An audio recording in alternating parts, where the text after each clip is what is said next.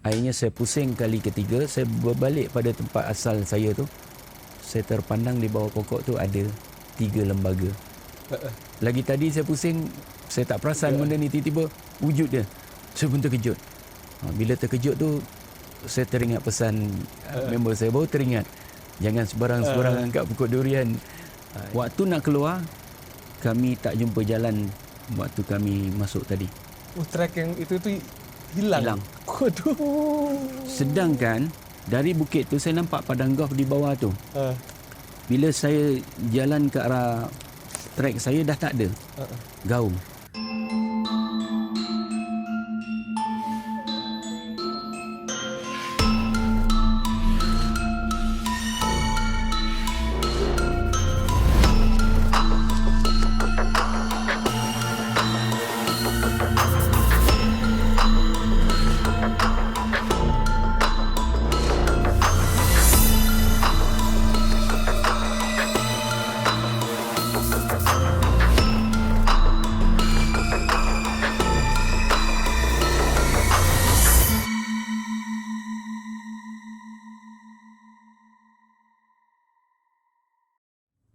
Assalamualaikum semua. Kembali lagi kita ke episod berikutnya, lanjutan daripada pengalaman Abang Ngah semasa berburu di hutan. So the first tadi episod yang sebelumnya kita dah cakap pasal petua-petua untuk masuk ke hutan. Ya, benar banget Black Cat. Itu benar sekali. Korang ingat ke tak petua-petua dia apa? Kita apa recap tu? balik. Abang tadi jawab. Abang dulu. Apa nombor 1? First kali gelang dan cincin. Doa dulu. Tak, pengalaman dia yang ini. Doa dulu ke yang dia cakap? Petua dia mula-mula kena doa dulu. Apa-apa kita buat kita kena doa dulu. Ya, betul, Benar. doa dulu. Minta Lepas izin. tu barulah cincin dan gelang, sebab dia Kebalik. Cincin dan gelang Suka bukan. hati abang lah, abang nak pakai cincin abang dia kat pakai mana? gelang kat Cincin sini. abang besar gini tau. Okey. Buat, jadi gitu. buat dekat gelang tu. Okey, lepas tu? Simpan je lah. Okay. Okey, lepas tu?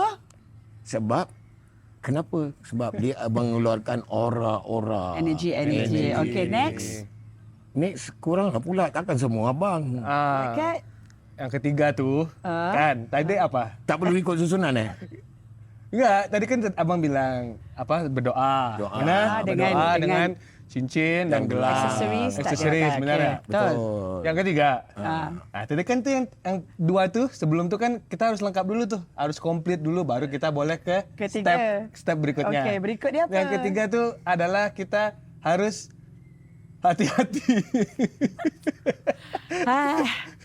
Susah lah macam ni. Kita harus cari orang yang faham. Okey, fine. Benar. Okey. Okey. So, kita kena berdoa, kita kena tak ada lepas all the accessories. benar. Lepas tu kalau kita berjalan dengan kita punya leader kena 1 meter 1 meter, apart. benar sekali. Lepas tu kita tak boleh menghunus parang sembarangan. Benar. Okey, lepas tu torchlight tak boleh atas daripada pusat. Benar. Dan harus orang yang depan aja. Kalau yang belakang tuh hanya boleh point ke bawah. Ke bawah saja. Apa lagi yang tak boleh buat? Jangan bawa ikan masin. Jangan bawa ikan masin pula. Ya, sebab nanti orang ingat kau rimau. Benar. Lagi Sebab harimau bawa macam ikan masin. Mulut kena jaga. Yang ni bukan kat hutan je, kat sini pun mulut kena jaga. Tak boleh celupa. Benar. Cakap dekat diri sendiri ke? Bukan. Okey. Tapi kan kalau di episod sebelumnya tuh kan Abang Ngah tuh baru mukadimah aja tuh, baru awal-awal aja kan. Guys. Ini yang sekarang nih dia akan buka cerita yang tentang mungkin hal-hal yang biasa kita sembang di episode sebelumnya tentang Yes. hal-hal aghaib. Ghaib. Sekali lagi kita bersama dengan Abang Ngah. Kita dekat, kalau korang dah nampak ni, korang tahu kita dekat Gelanggang Raja Wali Sakti. Betul. Sebab hari sebelum ni- sebelum ni kita dengar dia cerita pasal gangguan-gangguan fizikal yang nyata seperti harimau. Yang boleh dilihat dengan mata. Betul. Yeah. Jadi apa kata kita dengar daripada mulut dia sendiri, gangguan dari segi kebatinan atau spiritual Benar pula. lagi. Yang kita tak boleh nampak dengan mata kasar. Betul. Abang Ngah, Assalamualaikum. Waalaikumsalam warahmatullahi wabarakatuh. Alhamdulillah. Kita always rasa berbesar hati sebab Abang sentiasa ada masa untuk luangkan dengan kita. Benar. Untuk berkongsi cerita-cerita yang orang macam kita ni jarang dengar dan jarang berlaku pada diri kita lah. Sebab kita tak meneroka ke arah hutan-hutan, ke arah spiritual, ke arah-arah yang Abang sendiri pernah lalui. Jadi hari ni kita nak tahu, kalau dekat sebelum ni Abang cerita dekat hutan. Jadi sebelum ni kita nak tahu, sebab Abang sebelum ni cerita pasal binatang-binatang. Penapur dah Google belum?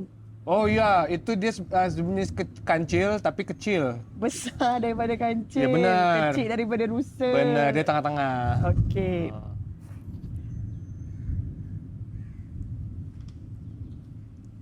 Okey. Okey. So, hari ni kita nak dengar cerita yang Ni best. Abang dekat sikit bang, seram bang. Apa benda Aku yang dekat dengan kau lagi aku seram je. macam mana aku nak dapat jodoh macam ni? Dengerin langsung dari Ya betul lah. Abang yang main-main cerita. lah bang. Benda ni benda serius kot. Bang Ngah, benar. benar Okey. ke dekat dalam... Jatuh ngomong sama apa. Okey. Okey, Saya. cerita lah. Sebab tu aku tak boleh masuk hutan. Aku cakap banyak. Saya cerita lah. So Abang Ngah, ada ke pernah ke Abang Ngah? Apa sih? Gelap-gelap kan? Nampak benda yang macam eng macam tu. Tiba-tiba angin. Tiba-tiba angin. Pernah Abang Ngah? Ya benar, insyaAllah. Bismillahirrahmanirrahim. Allahu Rabbuna wa Rabbukum lana a'maluna wa lakum a'malukum. La hujjata bainana wa bainakum. Allahu yajma'un bainana wa ilahil masir. Okey, tahu tak ayat apa tu saya baca? Tak tahu. Okey, kalau biasa dalam persilatan, okey, yang dah biasa bawa, ayat ini dikenali sebagai dipanggillah asma kurung. Asma kurung macam mana? Apabila kita membaca ayat ini dengan izin Allah, dengan keyakinan kita, Allah mengurungkan diri kita ini dari segala mara bahaya, dari segala malapetaka dan sebagainya. Jadi masuk hutan, bukan saja masuk hutan, apa saja di luar, apabila kita keluar daripada rumah kita, kita akan terdedah kepada bahaya. Benar. Jadi seharusnya kita ni beringat. Jadi kalau benda berkaitan dengan benda yang gaib, kita cakap benda yang gaib, benda yang mistik, yang tidak nampak di mata. Jadi benda ni sebenarnya bukan saja di hutan. Benda ni ada saja di mana-mana. Jadi kita sentiasa nak kena bergantung pada Allah. Apabila kita mengangkat ayat-ayat Allah ataupun kita mengamalkan ayat-ayat Allah, bermakna kita ni bergantung kepada tali Allah. Duduk di bawah payungan Allah. Iya. Itu yang mustahak. Benar. Okay, yang kita tahu kalau kita masuk hutan. Kenapa di hutan ni lebih hardcore, lebih mistik, lebih menyeramkan? Sebab satunya dalam kitab ataupun kita pernah biasa ustaz-ustaz dan para-para ulama berpesan, Allah tempatkan golongan-golongan jin ini di kaki-kaki hutan, di hutan, di Bukit Bukau dan di Gunung Ganang. Jadi kita kena tahu, apabila kita masuk saja di pintu hutan saja, kita tahu bila kita melangkah saja, kita melangkah di perkampungan mereka ataupun di alam mereka lah, dan bahaya ini akan terdedah kepada kita. Sebab itu harus kita memagar diri kita dengan apa saja amalan yang kita faham untuk pagar diri, menjaga tutur bahasa. Bukan saja tutur bahasa, sikap kita kena jaga. Tidak boleh terlampau suka, gelak yang kuat, bergurau yang terlampau kasar. Nanti dia akan boleh mendatangkan musibah dan bencana. Itu saja yang kena beringatlah bab situ. Rasa macam bila Abang cakap tu, macam Abang tuju kat Abang Teddy kan? Pada semua. Kita kena kita juga sentiasa beringat. Nampak tu. Jadi pernah ke Abang Ngah mengalami, maksudnya kewujudan tu, kewujudan gaib, tapi ialah makhluk gaib ni yang menunjukkan diri dia dalam bentuk nyata? Ya, Ataupun dari segi Abang cakap pernah. ataupun bunyi-bunyian dia nyata ke kan? Abang cakap pernah. Biasa kalau orang masuk hutan ni, dari segi gangguan bunyi, memang biasa. Kalau orang yang peka, dia akan dengar. Tapi yang paling membimbangkan apabila kita nampak. Apabila kita nampak, sebenarnya kalau kita nak membaca ayat waktu tu dah rasa terlambat dah. Dah rasa terlambat sebab kita akan terkaku. Ayat yang kita hafal pun, ayat yang kita hafal dekat minda kita pun, apabila kita nak ucap pun dah tergagap-gagap. Jadi langkah berjaga-jaga bermaksud kita kena lebih awal memagar diri dan sebagainya. Jadi soalan tadi penat atau tidak? Jadi Angah boleh juga kongsi beberapa cerita lah. Oh, okey. InsyaAllah. Let's go. Okey, pengalaman ni Angah pernah berlaku di sebuah gunung lah. Mungkin di luar sana tahulah kalau Angah sebut Gunung Nuang. Gunung Nuang ni letaknya di Ulu Langat lah, penghujung Ulu Langat. Wih, dekat rumah. Ya. Jadi gunung ni ketinggian dia lebih tinggi daripada Gunung Ledang lah. Wih, Lebih tinggi daripada Gunung Ledang. Ya. Di Hulu Langat ini pula ada perkampungan orang asli. Jadi di hutan tu kalau musim durian, sebenarnya banyak durian-durian hutan. Wih, mantap. Sebenarnya kita tidak boleh sebarang ambil juga. Oh gitu. Kebanyakan durian-durian yang di hutan itu kepunyaan orang-orang asli. Jadi orang asli ni dia menjagalah tumbuh-tumbuhan dia. Dan kita kalau ada sahabat atau sebagainya. Dulu saya di Gunung Nuang ni ada seorang sahabat. Namanya Arif. Dia masuk Islam dan kami berkenalan di atas gunung lah. Setiap kali musim durian kami suka naik gunung tu untuk nak makan durian percuma. Asyik. Bestnya durian percuma. Tapi boleh angkat di kawasan yang ditetapkan sajalah. Dan tidak boleh suka-suka ambil. Sembarang-sembarang gitu nggak boleh abang ya. Berkemungkinan orang punya. Benar. Dan berkemungkinan benda yang lain. Jadi pada musim durian kami naik beramai-ramai dengan kawan-kawan sekolah. Waktu tu boleh kata bila time cuti sekolah, situlah tempat kami bermain. Best. Jadi seronok sebab ada air terjun dan sebagainya. Dan pada musim buah kita boleh makan berapa banyak durian yang kita dapat. Okey, jadi ceritanya pada musim durian tu kami dah banyak dah makan durian. Kami duduk 3 hari. Selepas kami tak mendaki sampai puncak pun. Cuma mendaki sampai campsite, duduk makan durian suka-suka, lepas tu balik. Memang tujuan keluar tu untuk santai je lah. Santai saja. Untuk makan durian free. Oh, best. Okey. Di atas sana ada dam dan kami bawa pancing dan kami boleh memancing di situ. Okey. Jadi bersantai sangat kami dekat atas tu lah. Oh, bestnya. Nanti kita sana ya. Boleh nggak abang? Next time abang bawa kita. Boleh insya-Allah. Tapi ada serangga-serangga tak bang? Sangat banyak. Kamu naik helikopter aja. Okey, naik helikopter. Sangat banyak. Kena hati-hati. Okey. Binatang bisa memang sangat banyak. Alamak. Okey. Okey, jadi tadi cerita kita berkenaan dengan benda yang mistik. Okey, kerana musim durian. Okey, pada waktu perjalanan pulang, kami dah keluar daripada kawasan sahabat ni, Arif ni. Okey, jadi kami tahu yang luar sana kami tak boleh angkat durian tu. Okey. Dalam perjalanan tiba-tiba hujan. Hujan selebat-lebat hujan. Tapi kerana perjalanan kami ni hampir nak sampai, jadi kami teruskan juga walaupun hujan. Sebab kami tahu apabila sampai ada pondok di bawah sana kami boleh berteduh dan tukar baju apa yang kami bawa dalam beg itulah. Dalam perjalanan tiba-tiba dalam angin ribut ni saya terpandang satu pohon durian di sebelah kiri saya yang mana durian tu sangat besar. Waduh. Pokok durian dia sangat besar daripada pokok-pokok hutan yang lain. Sehingga kan saya nampak banyak betul buah durian dekat atas pokok tu.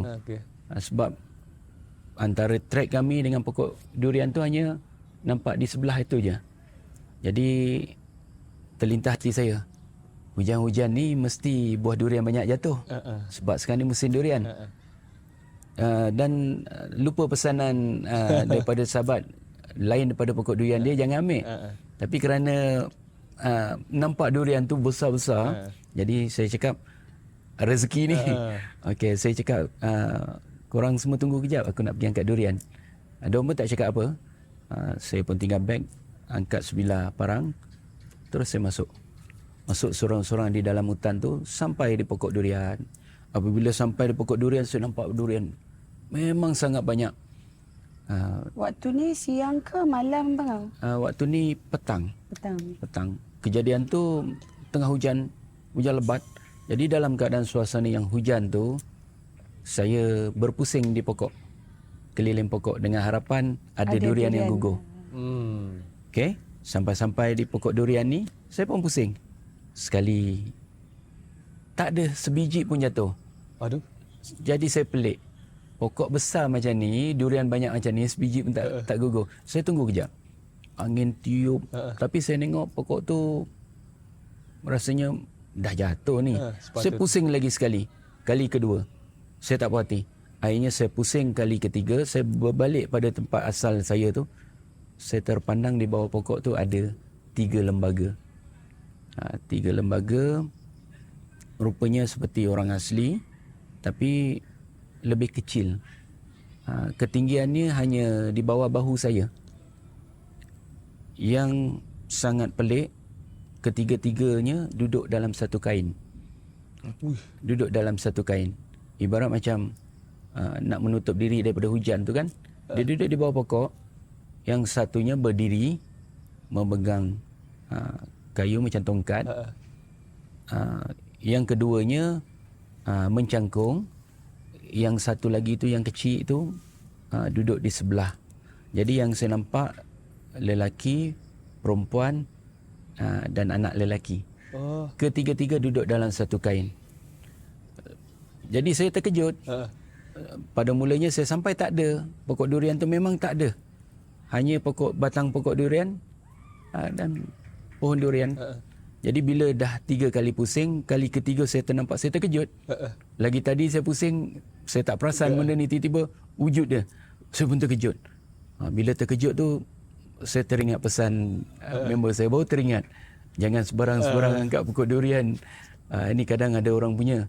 Jadi saya terus rasa bersalah.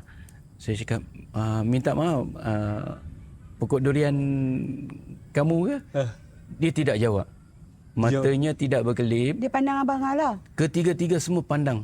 Lemak. Tidak berkelip. Hujan dalam keadaan yang ribut. Jarak saya lebih kurang dalam 3 meter je. 3 meter. 3 meter jarak. Betul-betul saya pun berlindung di bawah pokok kerana hujan lebat kan. Saya cakap dengan dia, pokok durian kamu ke? Dia tidak jawab. Saya nak ambil buah durian ni. Kalau kamu punya, saya nak minta. Baru rasa nak minta. Kan?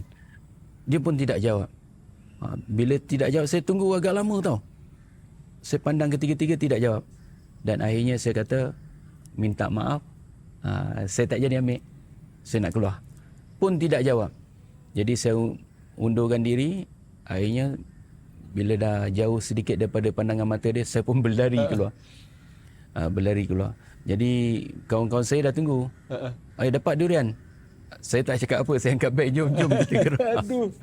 Jadi kesimpulan dekat sini, tidak semua pokok hutan yang di dalam hutan ni kita boleh suka-suka ambil lah. Ataupun kita suka-suka makan.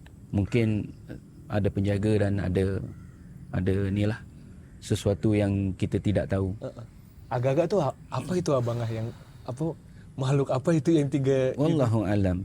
Sebab yang saya nampak, saya tidak nampak pakaian dia.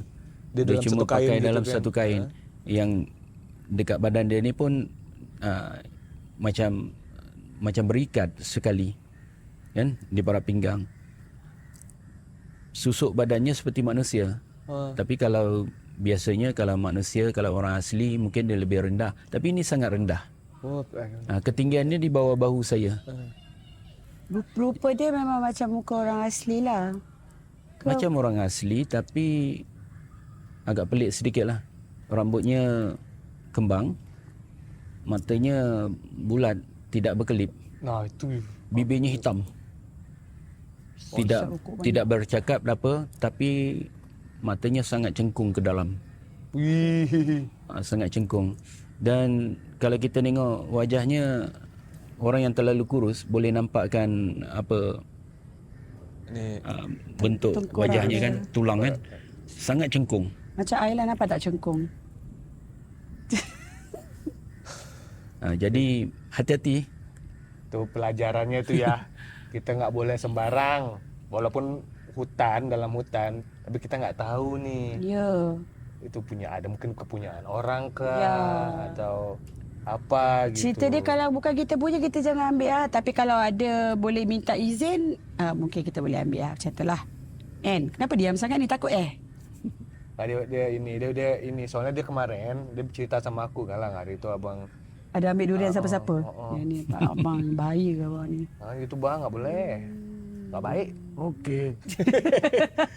Tapi kan abangnya kan cerita kalau yang ini dari sepengetahuan saya lah kan abangnya tuh kan kalau pasal hiking nih udah ceritanya udah banyak banget. Tapi kalau cerita sesat pasal hiking, abangnya pernah nggak yang wah mungkin berapa 2 hari gitu. Soalnya lately nih ada cerita tuh. Ya, apa, yang kakak tu. kakak tuh. 14 days ke? Dengar nggak cerita tuh? Dengar lebih kurang gitu je lah. Not in detail, tak tahu banyak lah.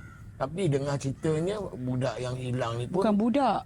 ialah adik yang hilang ni lah. Betul adik. untuk dia. Untuk dia memang adik lah. Hebat juga orangnya. Kalau 14 hari dekat dalam hutan tanpa ada bekalan, Pembekalan ya. bekalan makanan yang Bukan salang-salang. ample. Tapi sebelum tu abang tapi bener nggak abang kata?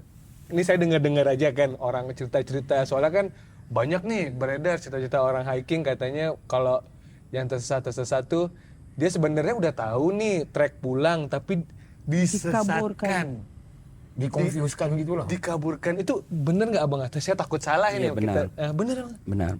Anga cerita daripada hutan kecil sampai hutan besar.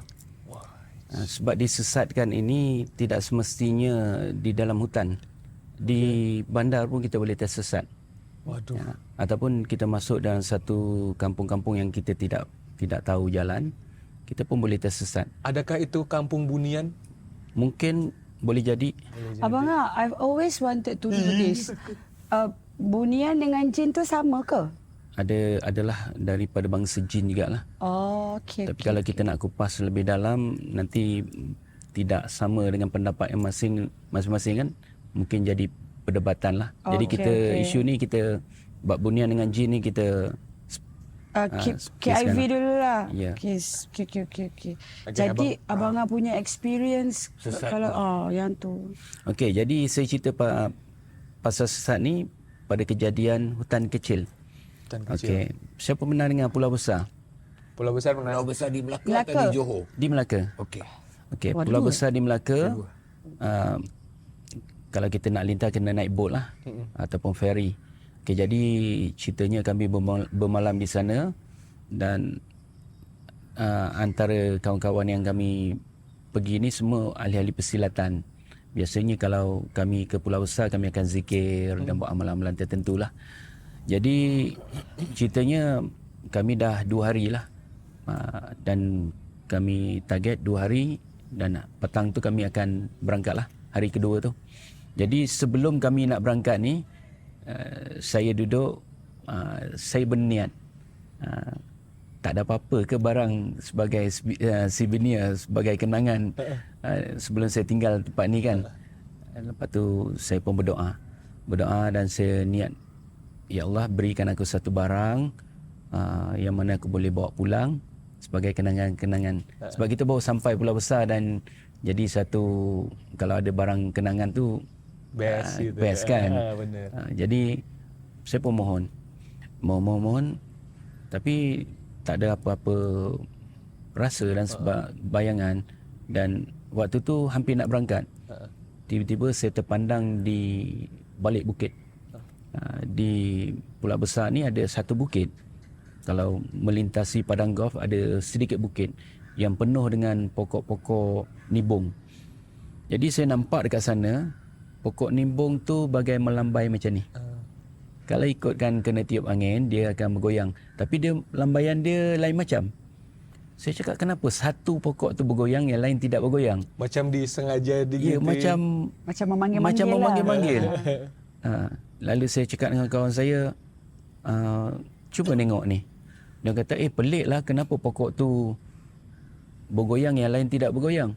Cakap, kita nak gerak pukul 6 kan. Kita dah janji bot nak gerak pukul 6. Tapi waktu tu baru selepas waktu asar. Kita dah semayang. Jadi kita akan duduk-duduk santai sementara nak tunggu speedboat datang. Jadi saya cakap tunggu sekejap, saya nak masuk dalam. Siapa nak ikut saya? Saya tengok seorang pun tak nak ikut saya. Jadi saya pun sempat sampai capai satu parang kecil lah. Dan saya terus masuk ke dalam tu. Masuk ke dalam tu, saya cari sampai ke pokok yang bergoyang tu. Jauh ke daripada tempat abangan nampak pokok tu? Jauh juga. Jauh. Daripada madrasah sampai ke padang golf agak jauh lah. Lebih kurang dekat 1 kilometer lebih lah. Jalan kaki je lah. Jalan kaki. Situ pemandangannya sangat cantik lah. Okay. Jadi apabila sampai saya di kawasan bukit tu, saya seorang ni. Pokok tu dah tak bergoyang. Okay. Dan tak ada apa-apa yang saya dapat. Okay. Lepas tu bila saya amati banyak, memang banyak pokok nibung, tetapi satu pokok nibung dah rebah. Nibung yang rebah ni disambar petih.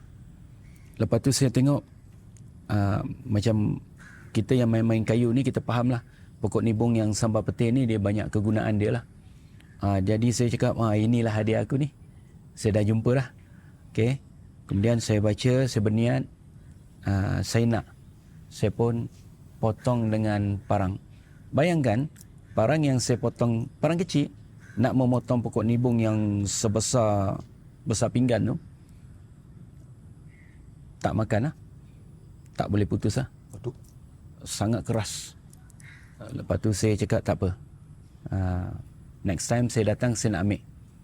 Saya bagi salam. Okay. Kemudian saya keluar. Okay. Selang 3 minggu saya datang kembali. Saya datang dengan adik saya.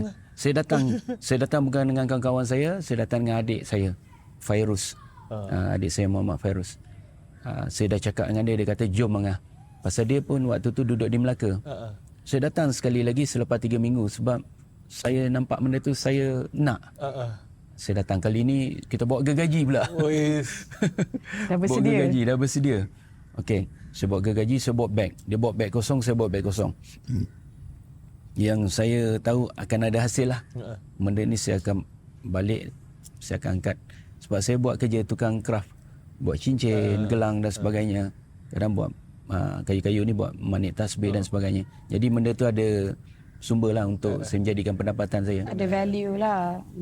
Okey, jadi sampai di depan tu macam biasa saya bagi salam dan mengikut betul-betul yang saya tahu cara masuk hutan. Okey, masuk kami tak ada apa-apa sampai saja di pokok yang saya pernah tebang tu. Saya tunjuk adik saya, ini pokok nibung di sambar petih. Okey, jangan cakap banyak, jom kita gergaji. Saya pun gergaji, saya penat bertukar-tukar. Akhirnya kami dapat saya dapat sepotong dan adik saya dapat sepotong masuk di dalam beg. Okey, dah dapat. Saya cakap jom kita keluar. Kemudian waktu nak keluar kami tak jumpa jalan waktu kami masuk tadi. Trek yang itu hilang. Waduh. Sedangkan dari bukit tu saya nampak padang golf di bawah tu. Bila saya jalan ke arah trek saya dah tak ada gaung.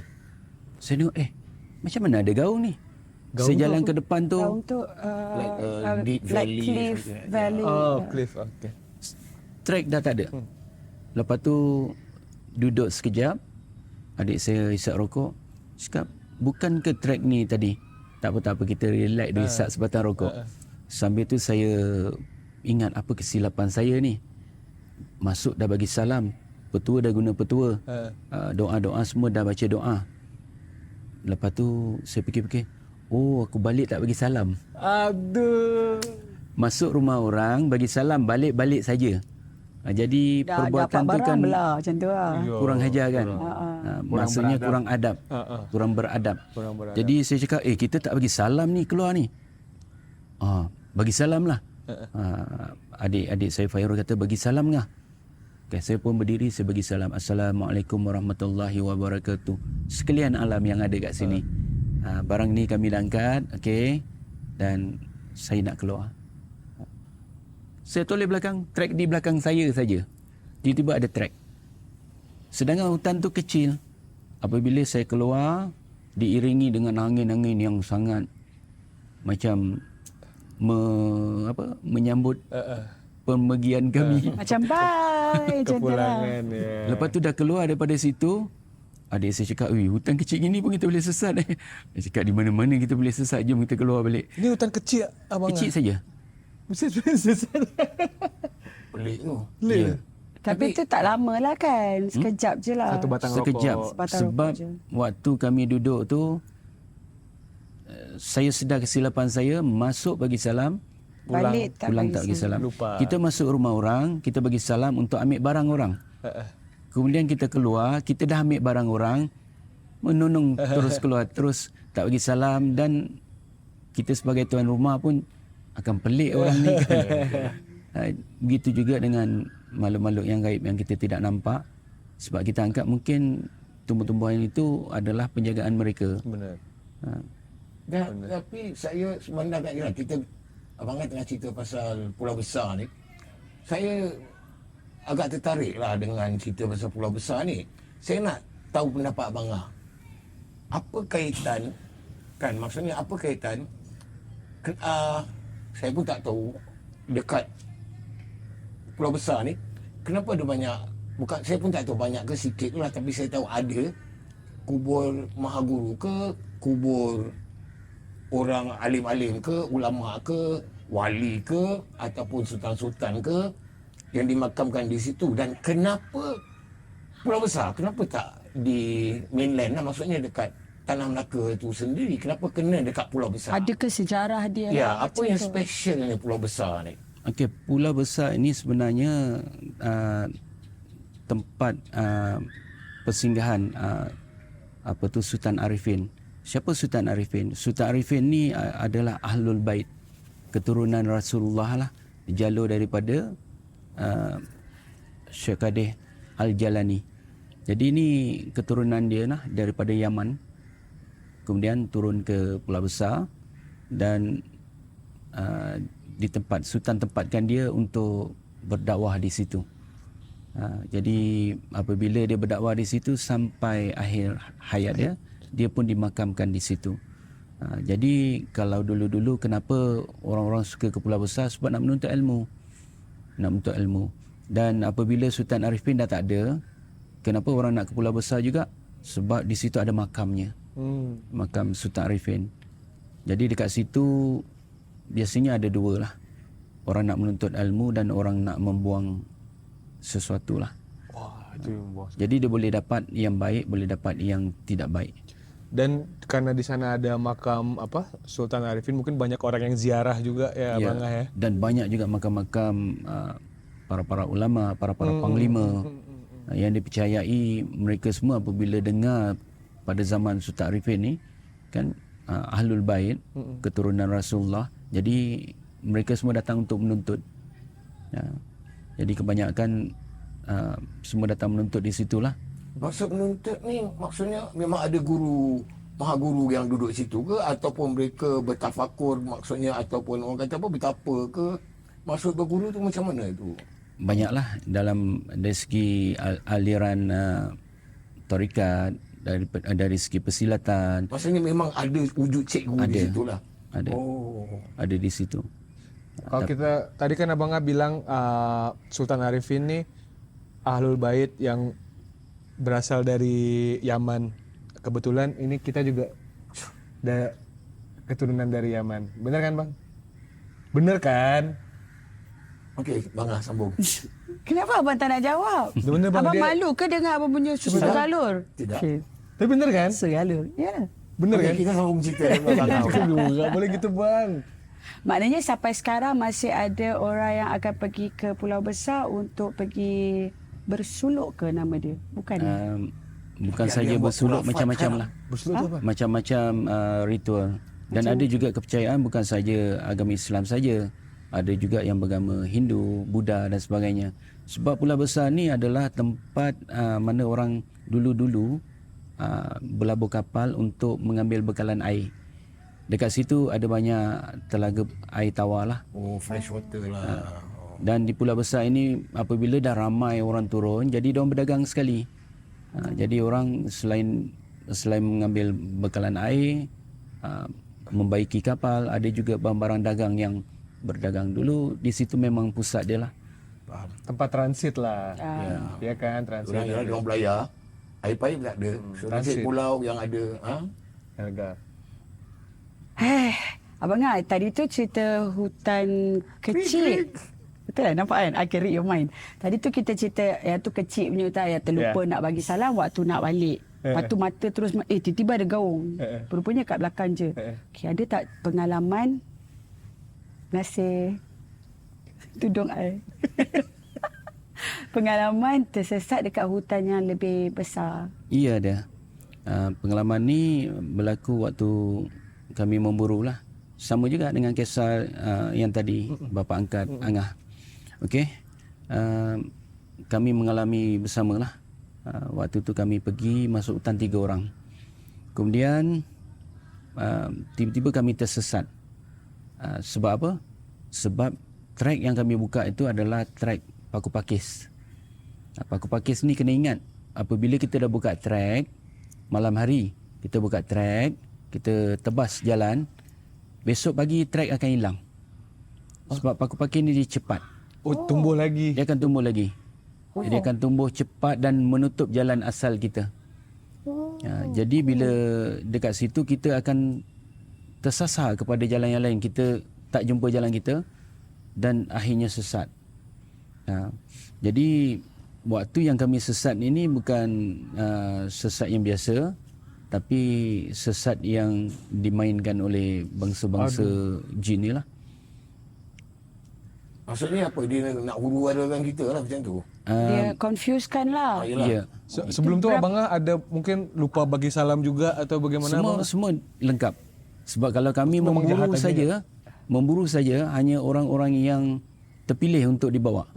Jadi yang bukan jenis banyak mulut, yang jenis banyak masalah, semua yang terlatih lah. Jadi kita pergi kalau boleh tak nak masalah. Tapi bila dah hadapi masalah, biasa benda ni gangguan dia boleh berlaku lah. Sebab kalau kita dah berhari-hari dalam hutan, kita sangka kita kurungkan diri kita ataupun kita bacakan doa-doa tertentu boleh pakai untuk berhari-hari. Kadang kita tak tahu, kita terbatal akibat kotor. Kadang kita kencing, buang air besar. Jadi terbatal air sembahyang dan sebagainya, kita boleh perbaikilah doa-doa kita. Apabila benda ni kita lalai, jadi gangguan tu mudah. Yang waktu kami kena tu, pada mulanya kami diganggu oleh bau lah. Bau yang sangat wangi. Kemudian bapa angkat saya sedar. Dia kata duduk diam. Kejap nanti kita gerak. Dia pun hidupkan unggung api. Hidupkan api. Waktu tu kita sempat masak air apa yang patut dengan bekalan yang kami bawa, makan roti-roti yang kami dah bawa. Okey, sambil-sambil makan tu dia macam kebingungan. Dia jalan. Dia kata, "Okey, jom terus jalan." Okey, dan waktu tu dah habis memburu. Kami tak dapat hari keberapa abang Ngah dengan hari yang terakhir, hari yang ketiga. Okey. Hari yang ketiga kami nak keluar. Satu buruan pun kami tak dapat. Selama 3 hari tu abang? Tak dapat. Waduh. Penat saja. Jadi bila dah habis, bapa angkat kata, "Jomlah kita keluarlah." Okey. Waktu nak keluar tu kami diganggu pertama dengan bau, tapi tak ada bunyi ataupun kelibat yang nampak lah. Cuma bau je lah. Bau kejap-kejap ada, kejap-kejap tak ada. Jadi kami tidak memburu. Jadi kami dibenarkan boleh suluh mana-mana, boleh keluarkan parang. Jadi saya waktu tu saya jalan yang terakhir, saya jalan, saya dah nampak bapa angkat saya ni macam confused jalan. Saya pun rasa macam pelik jalan ni. Jadi saya markkan pokok. Saya keluar parang, saya markkan dekat pokok. Dalam beberapa tetakan kan. Jadi tanda tu saya cap lah. Kemudian kami jalan, kami berbalik semula tempat saya tetak pokok tadi. Uish. Saya nak tetak pokok, saya dah nampak kesan tetak. Cara saya tetak, saya suka tetak. Bagi nampakkan dia belekuk kan. Lepas tu saya ni, ni tetakan saya ni. Dah 2 kali dah ni. Tak apa tetak lagi lah yang kedua. Nak pastikan saya tetak 2. Dah jadi 2 sarjan. Kan? Jadi bapa angkat saya masih tak perasan. Mungkin dia perasan, mungkin dia diam. Dia cuba cari jalan, dia jalan lagi. Akhirnya sampai kali ketiga. Kali ketiga saya nak tetak, tempat ni lagi. Aduh, dia Macam pusing-pusing pula. Tempat ni lagi. Saya nak tetak yang ketiga, saya cakap tak perlu tetak. Aku yakin ini tetakkan aku. Lepas tu saya terus cross kawan saya panggil bapa. Pak, sekejap. Tadi jalan ni rasa dah jalan lah. Mana kau tahu? Saya panggil dia. Mai kejap. Ini tetakan pertama, ini tetakan kedua. Ni dah kali ketiga tapi saya tak nak tetak. Saya rasa saya dah pusing. Kita dah pusing 3 kali kat sini. Oh iya ke? Aku rasa pun tak sedap hati ni. Dia tak merokok tau. Kau ada suria, bagi aku suria sebatang. Suria. Ni dah 2 kali ni. Suria, bila nak sponsor kita Suria? Dah 2 kali 2 Suria. kali dah. Okey, Suria. Sebab suria ni rokok yang lama. Kan? Jadi dalam hutan ni Benar. Sedap sebagai juga. seorang perokok dia akan bawa. Jadi dia pasang, dia bukan disap. Dia pasang, dia tegakkan macam ni. Cakap buat apa ni kan? Dia duduk, dia buat macam ni. Rupanya dia sedang membaca arah angin. Ya. Tapi selepas dia baca, dia mengikut arah angin. Dia bangun, dia kata, ini arah kita balik. Dia yakin tau. Kemudian dia bangun, dia buka parang, dia belah. Dekat situ waktu tu ada pokok yang menjalar kan. Seperti pokok-pokok hutan yang memanjat tu lah. Macam akar-akar tu kan. Jadi dia belah, okey ni kata pokok, dia tebuk, dia belah sampai bawah. Okey. Kemudian dia baca, tak tahu, saya pun tak sempat tanya apa bacaan dia. Dia buka, dia cakap,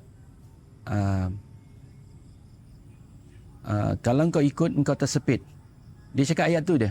Kalau engkau ikut, engkau tersepit, dia kata. Oh gitu. Lepas tu dia pun langkah. Dia buka benda tu, dia langkah masuk kepala, masuk kaki, dia lepaskan diri, dia pegang. Cepat, dia kata. Okey, semua dah keluar. Dia tahan. Ingat, kalau kau ikut, kau tersepit. Sepit dia lepas. Dia. Pokok tu tertutup balik. Lepas tu sampai di depan tu, pokok apa? Pokok pakis tu ditebas. Baru nampak jalan. Wih. Dia dah cakap, aku dah agak inilah jalan aku tadi ni. Tapi pokok ni dah naik, kita dah berapa hari. Pokok ni dah naik, jadi track kita dah tak ada. Dan akhirnya kami keluar tanpa sebarang buruan lah. Dan berhasil tu abang Berhasil keluar tapi tidak berhasil dapat buruan. Barang buruan. Wih, jadi selama 3 hari kan, 3 hari sebelum tu kan lewat trek itu, pokok itu tuh nggak ada. Iya dong. Ya, dah tebas. Pas dia pulang baru pokoknya ada. Makanya pohonnya ada gitu kan. Jadi gara-gara itu dia nggak kelihatan treknya gitu. Oh, dia mau gelap. Apa? Oh. Dia ni macam tak ada kan?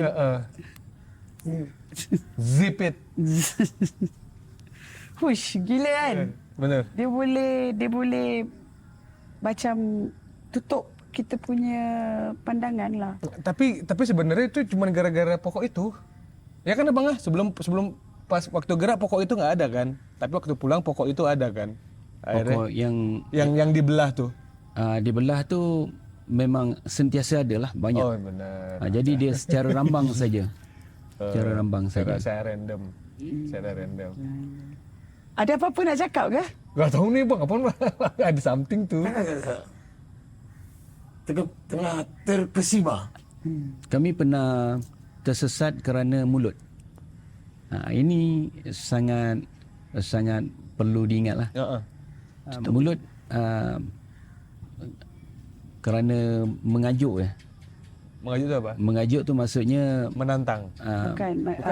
bunyi haiwan Ejek-ejek. mengejek. Tutis. Mengejek. Mengejek. Waktu track tu kami masuk, kami dengar bunyi lotong. Oh lutong. Jadi bunyi dia saut menyaut dekat atas lah. Jadi budak-budak ni mengejek. Makin mengejek makin dia berlawan. Jadi saya pun tersenyum kelakar kan, geli hati lihat gelagat kawan-kawan kan. Tapi akhirnya saya rasa macam tak ngam lah kan. Tak ngam. Lepas tu kami tersesat selepas tu. Gara-gara mengejek. Kami tersesat ditutup oleh pokok rotan. Pokok rotan ni berduri. Iya benar-benar. Berduri. Jadi tak ada track yang kami nak keluar kecuali pokok rotan yang berduri. Jadi kalau kami nak tebang sangat tebal. Jadi dan pada waktu tu saya cakap dengan kawan-kawan semua duduk. Jadi kalau dalam hutan kalau kita panik sebenarnya kita jangan berlari, kita duduk. Kita duduk. Dan akhirnya saya baca satu doa lah. Baca satu doa sepegang bumi. Doanya berbunyi macam ni. Assalamualaikum ayyuhan nabiyyu wa rahmatullahi wa barakatuh. Ya Sayyidi ya Rasulullah sallallahu alaihi wasallam. Lepas tu kita baca tu 7 kali. Kemudian kita teruskan ihdinas siratal mustaqim 7 kali. Ihdinas siratal mustaqim. Semuanya dengan satu nafas. Kita baca satu nafas bagi salam kepada baginda Rasulullah sallallahu alaihi wasallam. Kemudian dengan satu nafas tu juga kita terus baca ihdinas siratal mustaqim. Ihdinas siratal mustaqim, kita mohon pada Allah menunjukkan jalan yang lurus kan. Kita pegang bumi dan pada waktu tu saya tepuk bumi dan akhirnya Allah memberikan satu hint pokok yang bergoyang. Oh, Pokok bergoyang dan pokok tu bergoyang hanya di celah pokok-pokok ni lah, pokok-pokok rotan. Dan apabila sampai di pokok rotan tu, saya cuba selak, rupanya ada track yang boleh lepaskan diri. Saya lepaskan diri, lepas tu saya panggil kawan-kawan saya lepas daripada gelungan rotan tu, kita keluar daripada kawasan yang sesat. dan berhasil. Berhasil. Uish. Silapnya kerana mulutnya. Tapi kan kebayang nggak sih kalau kita nih, kan kita kan bukan expert di bidang-bidang hiking nih kan. Kau pernah kebayang nggak kita bertiga nih, yuk kita Gunung Ledang. Bertiga aja nih, nggak ada Ana, dia nggak ada, Abangah nggak ada. Kenapa kita gila? Ya nggak, nothing to do. Ayo gas, ya nggak. Terus tiba-tiba di tengah jalan tuh kita nggak tahu sesat. Aku rasa dekat highway pun kita dah boleh sesat. Kalau kita Agak-agak tiga. gimana ya bang? Apa bang? Abang solusinya apa bang? Tak ada. Abang pukul Galang cukup-cukup. Siapa yang mengajak? Galang. Kita berorang, kita bantai dia. Ya. Selalu galang. Soalnya kita tuh harus keluar dari comfort zone. Ya kan? Ini comfort zone kita nih. Kita hiking tuh kan di luar comfort zone kita. Yang penting nih, ikutin tadi saran Abang tuh, kita jangan mengejek. Kita datang beri salam, pulang beri Ini cerita salam. kalau lah. Dude, bukan. Kita tak ada experience langsung. Kita berserah diri. Tak, ni dan cerita ni bertawakal. Tak ada imajinasi. gila Tuhan suruh kita kumpul ilmu baru kita pergi ni, bukan kosong-kosong terus pergi. Kau gila, awak ni dah gila ke? Ni dia Galang berimajinasi. 3 orang kita pergi. Itulah tak, kenapa Pakai dia tak baju ni. imajinasi sorang-sorang? Itu abang baru nak cakap. Because kalau benda ni tak akan berlaku Galang. So Galang imagine Galang pergi sorang-sorang. Apa akan jadi kat Galang? Nggak mungkin. Tahu Tak pun. mungkin dia Saya jadi ke tak boring. mungkin pergi. Saya boring aja, saya perlu seseorang yang Tak, kalau kau boleh kau pergi Sawi Lagoon tak boleh. Kenapa kau nak pergi hutan Kan, sorang-sorang? apa sih pasal? tapi kalau kita balik ke ceritanya Abang atas satu itu fascinating banget kan. Yes. Jadi sebenarnya apa tuh namanya kita kita tuh ada adab gitu loh. Yes. Hal-hal yang harus kita jaga saat kita sebenarnya di mana-mana aja ya, Yes. bukan hanya hiking, tapi kalau kita bertamu ke rumah orang, Yes. kita datang ke gelanggang ini pun kita salam, kita jaga, kita punya gesture, kita punya omongan gitu loh. Begitu juga kalau kita pergi hiking, karena ya mungkin ada hal-hal yang kita nggak tahu dan kita betul. nggak. The story is, bila kita bercerita pasal hutan, kita jangan cakap kita punya kesusahan dari segi gangguan haiwan ataupun gangguan mistik. Kalau kita tak ada ilmu, benda yang simple pun, bayangkan orang yang ada, jangan cakap hutan besar-besar. Kadang-kadang yang dekat kawasan ni, diorang pergi hiking yang dekat-dekat, padahal ada trek pun diorang boleh sesat. Benar Sebab lagi. apa? Sebab tak ada ilmu. Yes. Benar lagi. So, benar lagi. always remember, kalau kita nak buat apa-apa, kalau kita nak pergi mana-mana yang kita tak berapa tahu, always remember yang kita kena tahu apa basic yang kita perlu ada tahu. Petua-petua atau adab-adab untuk kita pergi ke sesuatu tempat yang baru. Betul. Untuk kita mengeksplor. Ikut benda tu daripada semua. ikut bersama dengan pengalaman orang yang lebih pengalaman. Yes. Jadi kita tahu ilmu selok-belok Benar macam lagi. mana cari air. Yes. Kan kalau kita sesat. Survival punya Correct. ni. Kan tak payah nak cerita lah pasang jerat macam rainbow tangkap rusa apa, tak payah, ada basic. Ya. Kan daun apa kita boleh makan kan. Betul. Jadi senang cerita, tak tahu jangan main langgar je. Betul. Tapi kan saya yakin sebenarnya ini baru cerita-cerita yang Di pinggiran. biasa-biasa. Banyak lagi ceritanya tentang hutan, tentang tersesat, tentang berburu. Yes. Masih banyak lagi. Dan yang paling spesial, episode setelah episode ini, Abangah ada something show us. to show us. Apa tu? Kena mengena dengan hutan juga ke? Enggak, ini Lain? lebih ke Lain lagi? ini. Kita explore benda yang baru. Yes, amazing. benar. Yes. So, in this episode, kita harap anda semua yang dah tengok apa benda yang kita dah cerita dengan Abangah tadi, dapat mendapatkan manfaat, dapat mendapatkan sedikit ilmu walaupun tak banyak, apa benda yang kita boleh belajar. Kalau ada benda lain yang perlu dibelajar, go and Google, go and explore yourself. Research. Sebelum kita do your research, sebelum kita pergi ke sesuatu tempat yang kita tak berapa pasti. Dan make sure apa benda yang kita buat tu ikut adab, Ilmu-ilmu basic, ilmu ya. basic kita kena ada. Ya, benar. Jaga pertuturan dan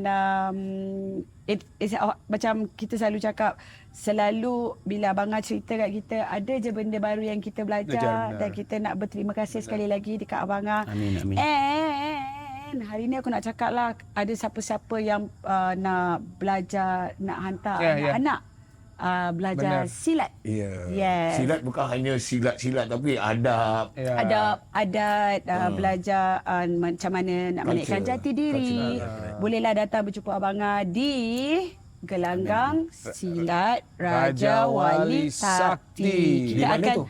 Kita akan taruh the address atau the person Phone number nak ke? contact. Ya, benar. Bolehlah datang kat sini bawa anak-anak yang kecil-kecil yang nak belajar, yang dewasa pun boleh belajar. Jumpa Abangah dulu. It's never too late. Anda akan terus berjumpa dengan Tanya dulu. Abangah. Kan, tanya dulu macam tanya mana. dulu macam mana. Boleh ke? Kalau apa ke? Macam itulah. Kalau pertanyaan, tanya dengan tuan punya diri. Yes. So jangan Sama. lupa untuk subscribe, Like, share. comment, share. Terima kasih semua. Assalamualaikum. Jumpa lagi.